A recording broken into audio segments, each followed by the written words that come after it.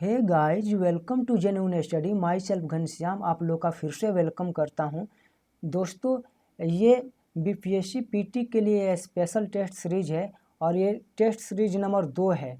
दोस्तों, मैं आप लोग को बताना चाहता हूं कि आज का टेस्ट सीरीज काफ़ी इम्पॉर्टेंट है। क्यों है?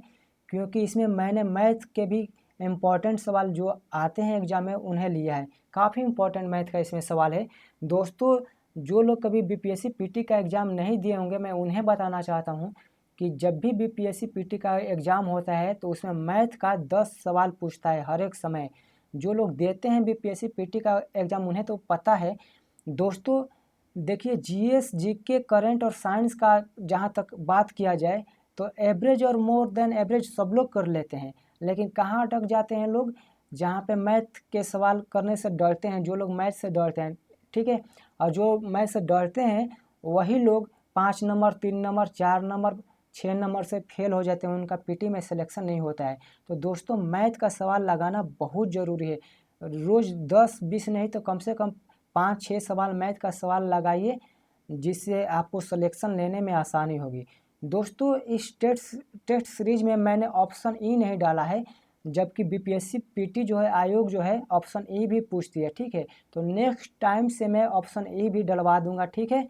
और इसमें जो है बहुत बेहतरीन तरीके से एक्सप्लेन मैंने किया है, ठीक है। एक्सप्लेनेशन बहुत बढ़िया है। तो चलिए स्टार्ट करते हैं वीडियो को। और दोस्तों, जो लोग फर्स्ट टाइम है चैनल को प्लीज़ अभी तुरंत सब्सक्राइब कर दीजिए और वीडियो को लाइक कर दीजिए, ठीक है। तो ये पेज नंबर 1 पे देखिए कितना अच्छा मोर है, और ये जो सब लोग जानते हैं कि माँ सरस्वती का सवारी है, ठीक है। तो चलिए देखते हैं, इसको मैंने बहुत मेहनत करके बनाया है। पहला सवाल क्या है, देखिए। पहला है दोस्तों, पृथ्वी के दोनों ओर कौन से ग्रह हैं? बताइए, पृथ्वी के दोनों ओर कौन से ग्रह है? तो इसका आंसर जो है डी होगा, मंगल और सूर्य, ठीक है। पृथ्वी के दोनों ओर मंगल और शुक्र ग्रह है, ठीक है। मंगल और शुक्र ग्रह, इसका आंसर डी हो जाएगा, राइट। इसके बारे में और जानकारी मैं देना चाहता हूँ। दोस्तों, शुक्र ग्रह को पृथ्वी की बहन कहते हैं और मंगल ग्रह को लाल ग्रह कहते हैं, ठीक है। और इसमें जो मिसलेनियस है, शुक्र ग्रह जो है पृथ्वी से सर्वाधिक निकट स्थित है ग्रह है, ठीक है। शुक्र जो है पृथ्वी से सर्वाधिक निकट स्थित ग्रह है, ठीक है। तो इसे याद रखना है दोस्तों। क्वेश्चन नंबर 2 देखते हैं, 27 है, 26 से शुरू हुआ है, 27 देखते हैं। जब ग्रेनाइट की चट्टानों का क्यांतरण होता है तो वे किसमें परिवर्तित हो जाती है? बताइए। तो इसका आंसर जो है सी है, नाइस में, ठीक है। जब ग्रेनाइट की चट्टानों का क्यांतरण होता है तो वो नाइस में परिवर्तित हो जाती है, ठीक है। दोस्तों, इसमें मिसलेनियस है, जैसे आग्नेय चट्टान जो है, आग्नेय चट्टान एक कायांतरित में रूपांतरित होती है, तो इससे भी सवाल पूछता है। जैसे ग्रेनाइट क्या है? आग्नेय है, और क्यांतरित इसका क्या है? नीस होता है, ठीक है। तो ये तो इसमें ऑलरेडी है। ग्रेनाइट का क्यांतरित रूप क्या होता है? नीस होता है। और बेसाल्ट का क्या होता है? सिस्ट होता है, ठीक है। बेसाल्ट का सिस्ट होता है और ग्रेवो का सर्पेंटाइन होता है, ठीक है। क्वेश्चन नंबर 28 देखते हैं, ये सब पूछा जा चुका है, ठीक है। ट्रांस साइबेरियन रेलवे पश्चिम में डैश को पूर्व में से जोड़ती है, ठीक है। तो इसका क्या होगा? आंसर डी होगा, ठीक है। ट्रांस साइबेरियन रेलवे पश्चिम में सेंट पीटर्सबर्ग, ठीक है, पश्चिम में सेंट पीटर्सबर्ग को और पूर्व में व्लादिवोस्टोक को क्या करता है? जोड़ती है। 29 नंबर सवाल देखिए, गॉडविन ऑस्टिन एक है, क्या है? तो गॉडविन ऑस्टिन जो है एक शिखर है, ठीक है। K2 भी इसे बोलते हैं, K2 को भी क्या बोलते हैं? गॉडविन ऑस्टिन कहते हैं, जो भारत का सर्वोच्च पर्वतीय शिखर है, ठीक है।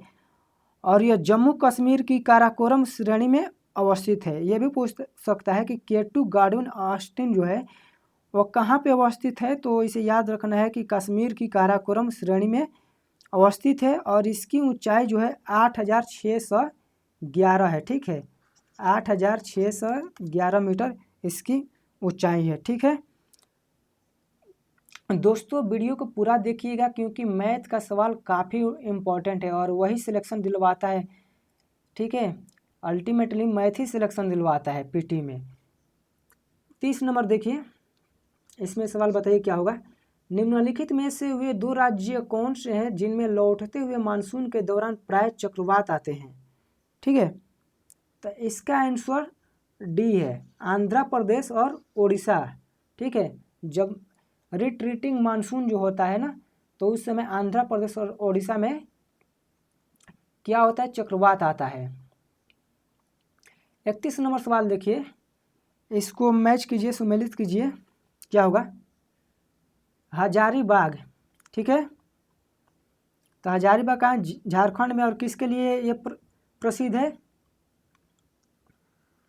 अभ्रक के लिए। ठीक है, हजारीबाग अभ्रक के लिए है, और कहाँ पे है, झारखंड में है ये।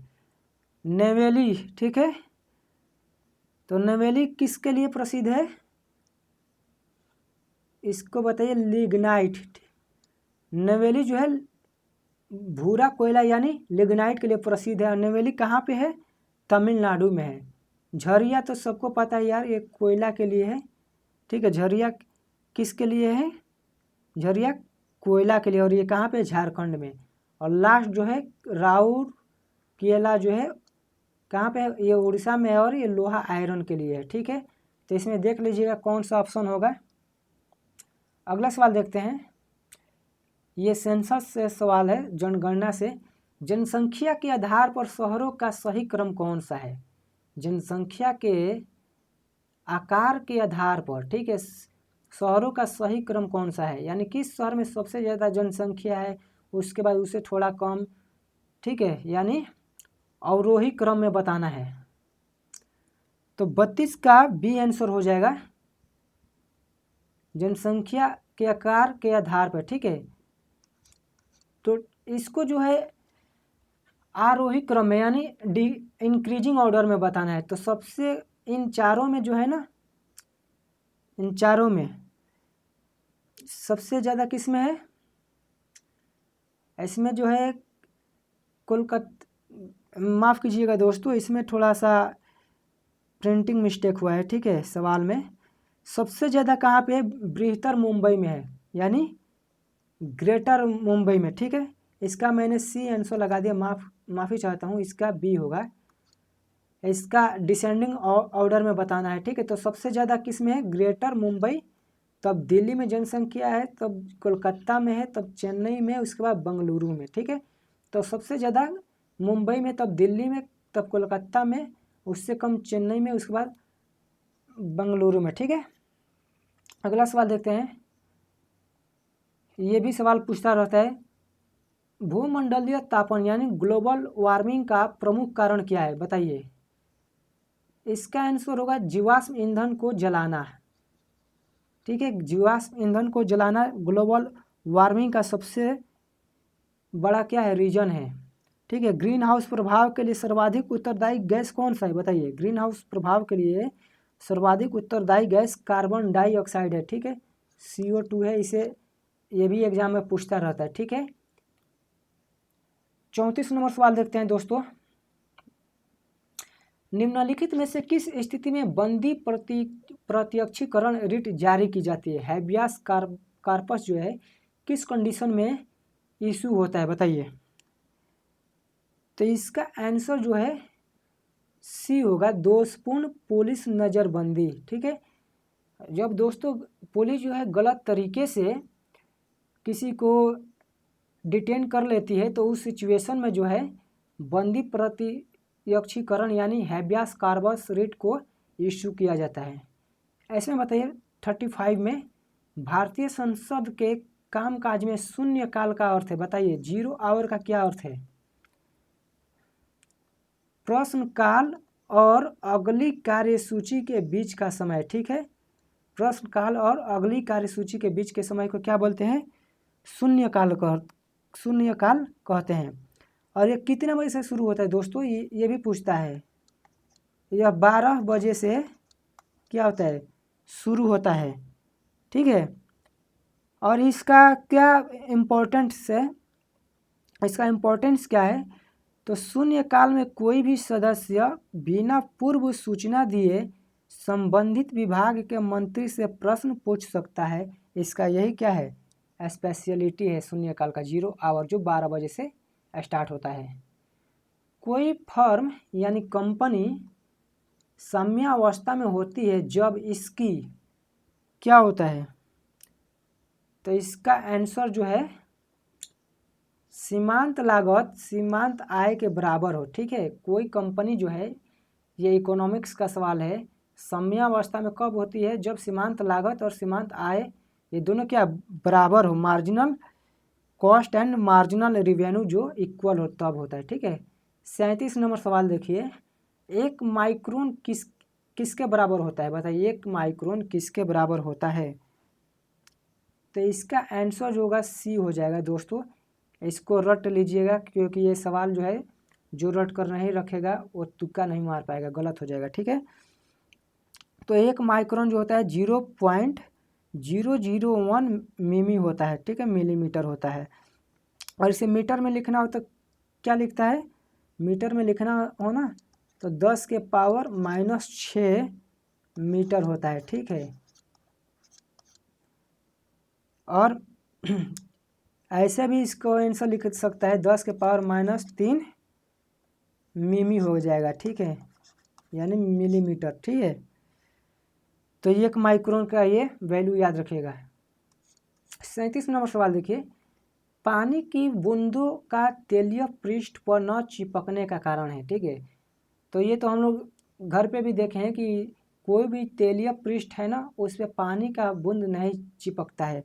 इसका क्या कारण है, तो इसका कारण जो है आसंजक बल के कम होने के कारण पानी की बूंदें क्या होता है, नहीं चिपक पाती है, यानी कि आसंजक बल का अभाव हो जाएगा आंसर। ठीक है, 38 नंबर सवाल देखिए, इसमें क्या होगा, पाइराइट अयस्क को जलाने से मिलती है, बताइए क्या होगा, पाइराइट अयस्क को जलाने से मिलती है, क्या मिलती है। पाइराइट अयस्क का फॉर्मूला क्या होता है, CuFeS2। ठीक है, पाइराइट अयस्क को क्या लिखते हैं, CuFeS2। ठीक है, तो इसका आंसर क्या हो जाएगा, बी होगा, सल्फर डाइऑक्साइड गैस। पाइराइट अयस्क को जलाने से सल्फर डाइऑक्साइड गैस मिलती है। 40 नंबर देखिए, लंग फिश किसके बीच की संयोजक कड़ी है, बताइए, लंग फिश किसके बीच की संयोजक कड़ी है, एम्फीबिया और मत्स्य के संयोजक। ठीक है, एम्फीबिया और मत्स्य के संयोजक। दोस्तों इसमें कल से बिहार स्पेशल का भी आएगा, ऐड कर लूँगा। बिहार स्पेशल का ऐड नहीं किया हूँ, जो भी बिहार स्पेशल का जीके होते हैं वो जरूर आएगा। ये साइंस का देखिए, ये भी साइंस का सवाल है, कलर ब्लाइंडनेस। ठीक है, जो कलर ब्लाइंड लोग होते हैं उनसे संबंधित सवाल है, ये काफ़ी इम्पोर्टेंट है। बताइए, वर्णांध व्यक्ति, ठीक है, वर्णांध व्यक्ति के बारे में बताइए क्या सही है, दूर की चीज़ें नहीं देख पाता है, काला रंग नहीं देख पाता है, कुछ रंगों के बीच भेद नहीं कर पाता। ठीक है, क्या होगा, तो इसका आंसर जो है दोस्तों सी होगा, कुछ रंगों के बीच भेद नहीं कर सकता है। कौन, कलर ब्लाइंड जो इंसान होता है, वर्णांध व्यक्ति। ठीक है, तो कुछ रंगों के बीच भेद नहीं कर पाता। और ये पूछता भी एग्जाम में कि वर्णांध व्यक्ति किन रंगों के बीच भेद नहीं कर पाता है। ठीक है, तो इसका आंसर क्या होगा, लाल और हरे रंग के बीच भेद नहीं कर सकता है। ठीक है, कौन व्यक्ति जो कलर ब्लाइंड होता है, लाल और हरे के बीच भेद नहीं कर सकता। ठीक है, और यह रोग जो है एक्स लिंग संलग्न जीन के कारण होता है, एक्स लिंग जो होता है उसके कारण होता है। ठीक है, इसमें नर कभी वाहक नहीं होता है। ठीक है, इसमें जो नर यानी मेल कभी वाहक नहीं होता है। ठीक है, फीमेल इसके लिए जिम्मेदार होती है, फीमेल। ठीक है, अगला देखिए दोस्तों, केकड़े के कितने पैर होते हैं, केकड़े के कितने पैर होते हैं, बताइए। इसका 10 आंसर होगा। ठीक है, और ये बीपीएससी में पूछ भी चुका है कि केकड़ा जो है किस संघ का सदस्य है, तो केकड़ा जो है आर्थ्रोपोडा संघ का सदस्य है। ठीक है, केकड़ा जो है आर्थो, ठीक है, पोडा, आर्थोपोडा संघ का क्या है, सदस्य है। 43 नंबर सवाल देखिए, अंकीय परिपथों द्वारा किस प्रकार की सूचना पद्धतियों को मान्यता दी जाती है, बताइए। 43 में बताइए आंसर सी, द्विधारी पद्धति, ठीक है। अंकीय परिपथों द्वारा किस प्रकार की सूचना पद्धतियों को मान्यता दी जाती है, द्विधारी पद्धति। 44 ये देखिए, चांद पे वाला फिर सवाल पूछा है, 66 में भी पूछा था, चांद पे सबसे पहले जाने वाला इंसान कौन था, ऐसे पूछा था कुछ सवाल। तो बताइए इस पे, चांद पर आदमी को ले जाने वाले स्पेस शटल का क्या नाम था, ठीक है। तो इसका आंसर होगा अपोलो, ठीक है। तो दोस्तों वर्ष 1969 में 1969 में, ठीक है, चांद पर मानव ले जाने वाले स्पेस शटल अपोलो सेकेंड था, ठीक है, अपोलो सेकेंड था, ठीक है। इसमें 3 अंतरिक्ष यात्री थे, नील आर्मस्ट्रांग, ये सब लोग जानते हैं, Neil Armstrong, Aldrin Edwin, Michael Collins, ठीक है। तो ये सब लोग, बहुत लोग याद रखते हैं कि चांद पर पहली बार पैर किसने रखा था या कदम किसने रखा था, तो नील आर्मस्ट्रांग, ठीक है। और जिस स्पेस शटल के द्वारा गया था उसका नाम था अपोलो सेकेंड, और कब गया था, 1969 में, ठीक है। नेक्स्ट क्वेश्चन देखते हैं, ये बताइए कलिंग पुरस्कार कौन देता है। ये कई बार लोगों को बेवकूफ़ बनाने के लिए पूछता है लोग, ये एग्जामिनर इसलिए पूछता है कि लोगों को लगेगा कि कलिंग जो है उड़ीसा में है, तो उड़ीसा सरकार लोग लगा देंगे, लेकिन नहीं, इसका करेक्ट आंसर होगा यूनेस्को, ठीक है। कलिंग पुरस्कार यूनेस्को द्वारा दिया जाता है, ठीक है। यूनेस्को जो है क्या है, फाउंडेशन, एक ट्रस्ट है, ठीक है। कलिंग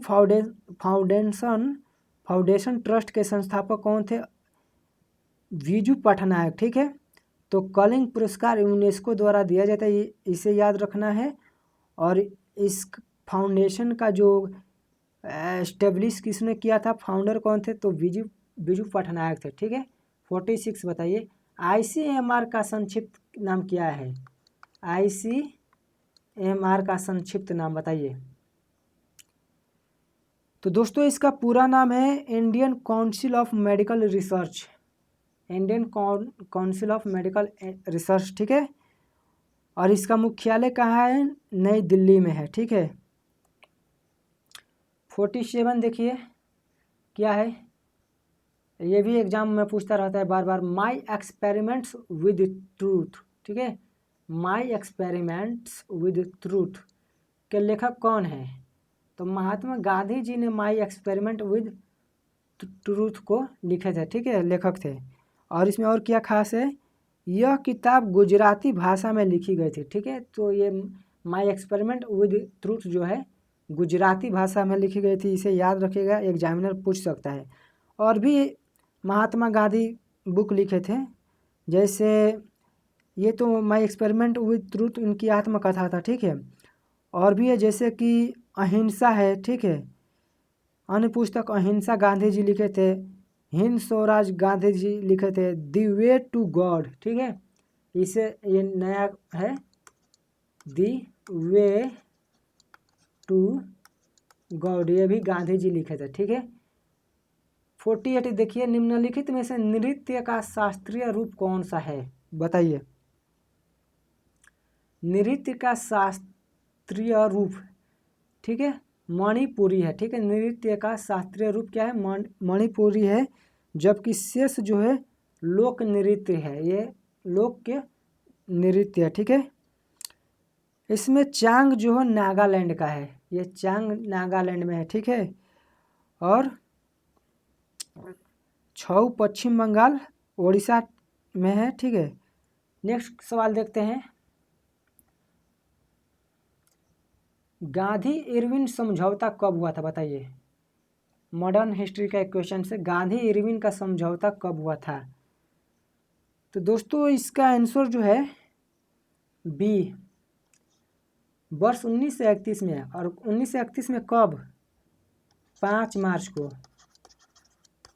5 मार्च 1931 को गांधी इरविन समझौता हुआ था। ठीक है दोस्तों, और इसी समझौता के बाद गांधी जी सहमत हुए कहाँ? जब द्वितीय गोलमेज आंदोलन लंदन में आयोजित हुआ था उस समय। ठीक है,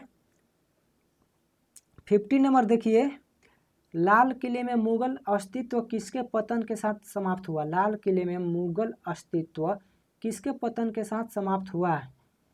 इसका आंसर है बहादुर शाह जफर। ठीक है, बहादुर शाह जफर जो है, इनके बाद जो है मुगल अस्तित्व क्या हुआ? समाप्त हो गया। 1957 की क्रांति में अंग्रेजों ने इनको क्या किया? रंगून निर्वासित कर दिया, और वहीं पे इनकी मृत्यु हो गई। किनकी? बहादुर शाह जफर की। ठीक है, तो दोस्तों वीडियो को लाइक कर दीजिए, चैनल को सब्सक्राइब कर दीजिए, और इसमें नेक्स्ट समय से जो भी वीडियो आएगा उसमें बिहार स्पेशल ज़रूर रहेगा। ठीक है, और ई ऑप्शन भी मैं कोशिश करूँगा पूरा कि ई ऑप्शन आए।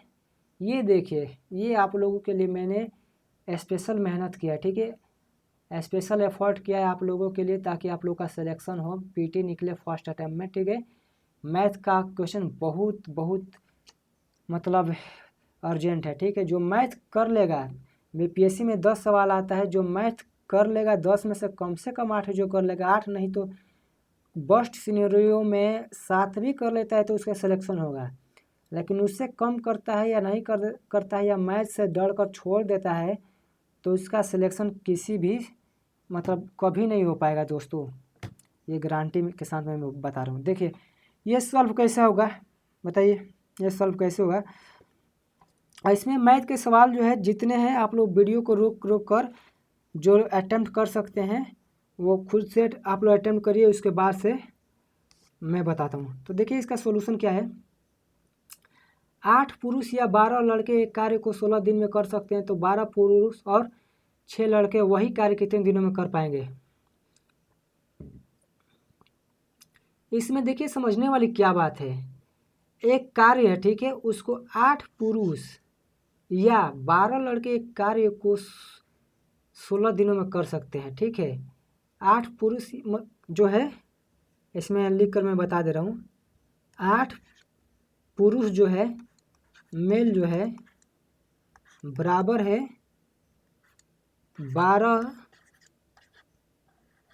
12 बॉयज़ के बराबर। ठीक है, यानी 8 पुरुष या 12 लड़के 16 दिन में कार्य को कर सकते हैं, तो 12 पुरुष और 6 लड़के वही कार्य कितने दिनों में करेंगे?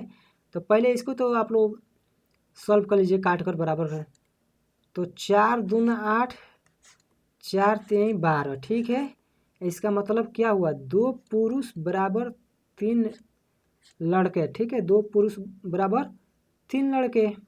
तो इसमें पूछा है 12 पुरुष और 6 लड़के वही कार्य कितने दिनों में करेंगे, तो 12 पुरुष को हम लोग लड़के में चेंज कर लेते हैं। ठीक है, तो यहाँ पे देखिए 2 पुरुष बराबर कितने हैं? 3 लड़के हैं, तो इसमें क्या करेंगे, 2 पुरुष बराबर 3 लड़के, तो 1 पुरुष बराबर क्या होगा?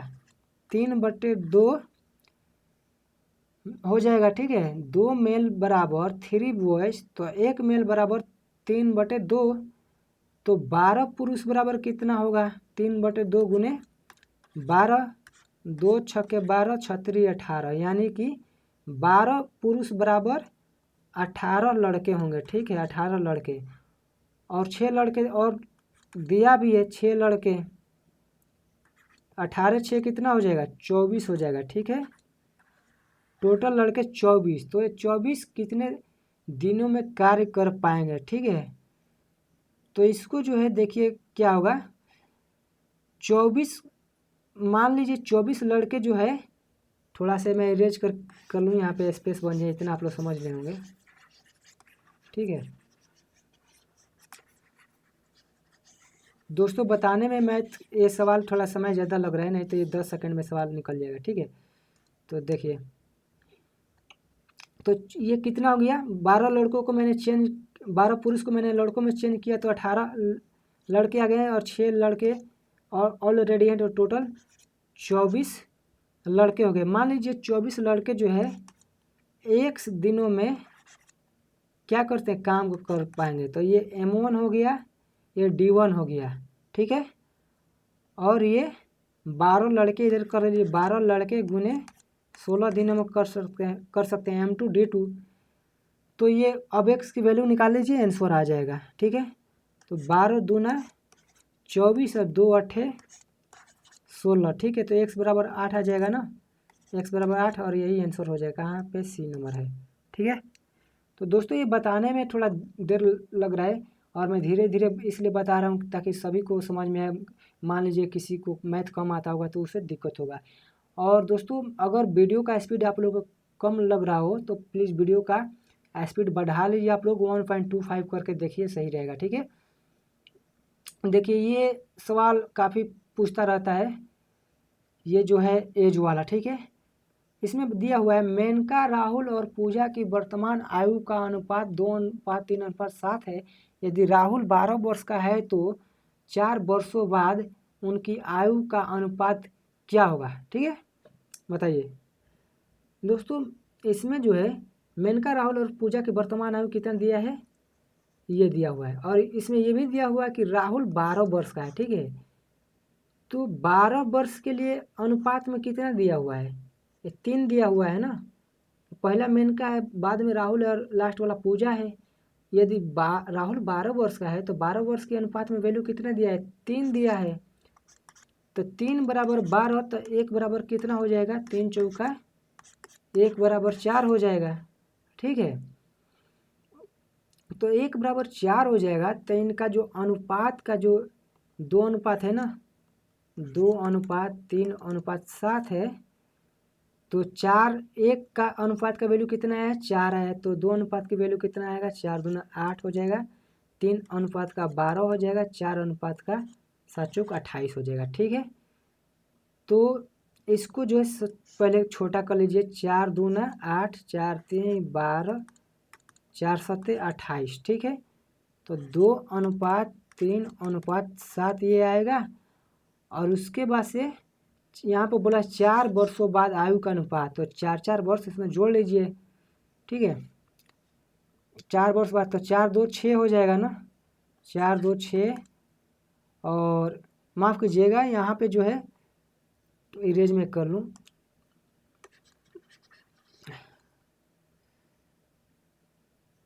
ठीक है। तो ये हो जाएगा 4 वर्ष बाद। तो इसको यहाँ पे हम लोग, माफ़ कीजिएगा, यहाँ पे मैंने जो काटा है ना उसको काटना नहीं है, थोड़ा सा। तो ये 8:12:28 होगा। ये तो आप लोग समझ गए कैसे आया है, ठीक है। और बोला है 4 वर्षों बाद उनकी आयु का अनुपात, तो 4 सब में जोड़ लीजिए, क्योंकि ये तो अनुपात की वैल्यू आ गया ना। यहाँ पे एक अनुपात का मान 4 है, तो 3:4:7 का मान कितना होगा, तो 4 दूना 8, 4 12, 4 7 चौक 28। 4 वर्ष बाद कितना होगा, तो सब में 4 जोड़ लीजिए। तो इस 8 में 4 जोड़ेंगे, 8 4 12, और 12 में 4 जोड़ेंगे 16, और 28 में 4 जोड़ेंगे 32 हो जाएगा। और इसी को क्या करना है, काट लेना है, ठीक है।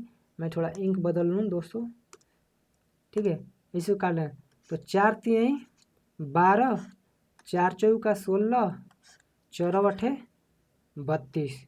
तो क्या हो जाएगा, 3:4:8, 3:4:8, ये इसका आंसर हो जाएगा, ठीक है। दोस्तों अगर किसी को समझ में थोड़ा सा भी कन्फ्यूजन हो तो दोबारा इसे थोड़ा सा बैक करके देख लीजिएगा, बहुत अच्छी तरह से समझ में आ जाएगा, ठीक है। ये देखिए, इसको बताइए कैसे होगा। सवाल आप लोग पढ़ लीजिए, मैं उम्मीद करता हूँ कि आप लोग पढ़ चुके होंगे, ठीक है। इसमें दिया है एक चुनाव में मात्र 2 उम्मीदवार थे, जिसमें जीतने वाला उम्मीदवार 54%, जो जीता हुआ है उसको कितना मिला है, 54%, ठीक है। और जीतने वाला उम्मीदवार 54% मत प्राप्त किया और वह 640 मतों से जीत गया। दोस्तों जो जीता है उसको 54% मिला हुआ है, तो शेष जो बच गया है वो किसी और को मिल गया होगा, शेष कितना हुआ 100 में प्रतिशत में से 54 तो उसको मिल गया, जो जीता है, जो हारा है 46% मिला है। तो 54 और 46 के बीच कितना अंतर है, 8% का अंतर है। और यही 8% ज़्यादा इसको जीतने वाले को मिल गया है। तो 8% का वैल्यू कितना दिया है, 640 दिया हुआ है, क्योंकि ठीक है 640 मतों से जीत गया। तो 8% बराबर 640, तो 1% बराबर क्या कर देंगे, 640 में 8 से भाग दे देंगे, 8 8 64 80 हो जाएगा। ठीक है, तो 8% बराबर 80, तो 100% बराबर कितना होगा, 80 में 100 से गुना करेंगे तो 8000 हो जाएगा, और यही आंसर हो जाएगा। ठीक है, नेक्स्ट देखिए क्या होगा, 53 हो गया, 54। ये एक 45 kg मिश्रण में दूध और पानी का अनुपात कितना है।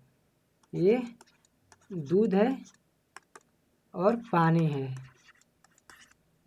ठीक है, इसका अनुपात कितना दिया है, 4:1 दिया है।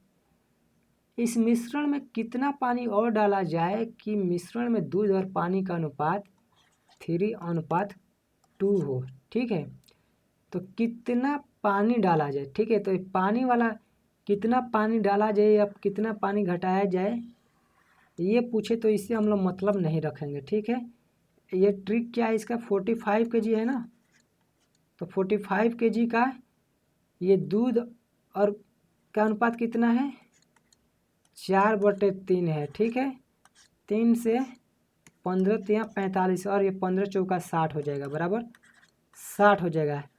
यानी कि टोटल मिश्रण का वैल्यू कितना होगा, 60 होगा, और पहले कितना था, 45 था। तो 60 में से 45 घटा देंगे तो 15 लीटर जो है और पानी मिलाया जाएगा ना, तो 3:2 हो जाएगा। ठीक है, तो इससे मिलाने वाले से कोई मतलब नहीं रखना है, ये 4 है और ये 3 है, इन दोनों से टोटल में गुना कर देंगे, जो वैल्यू आएगा तो 60 में से जो पहले जो मिश्रण दिया हुआ है उसको घटा लेंगे, आंसर आ जाएगा। ठीक है, 55 देखिए, 7 दलों के एक समूह में प्रत्येक दल एक दूसरे से 2 बार मैच खेलते हैं, तो इस प्रकार समूह में कितने बार मैच खेले जाएंगे। दोस्तों, जो हाथ मिलाने वाला सवाल आता है ना, बिल्कुल उसी तरह ये भी सवाल दिया हुआ है, उसी पैटर्न पे। तो इसका क्या होगा, 7 × 6 क्या होगा, 2 होगा, 2 कर लीजिए, 2 3 6 7 3 21, तो ये एक बार का निकल गया। और इसमें दिया है 2 बार मैच खेलते हैं, तो 2 से गुना कर दीजिए, 21 दूना 42 बार, इसका आंसर हो जाएगा। ठीक है, इसको याद रखना है, 7 दलों का समूह है ना, और प्रत्येक दल एक दूसरे से 2 बार मैच खेलते हैं। तो इसमें क्या करना है, कभी भी ऐसा है तो जो संख्या रहता है उस संख्या में उस संख्या से एक कम, यानी 7 × 6/2 बराबर, ये एक बार की वैल्यू आ जाएगा, 2 बार जब गुना कर देंगे तो ये दूसरी बार का हो जाएगा। ठीक है, अगला सवाल देखिए। दोस्तों, इतना ही था। वीडियो देखने के लिए बहुत बहुत धन्यवाद दोस्तों। Thanks for being with me, subscribe genuine study. Thank you so much दोस्तों। जय हिंद, जय भारत।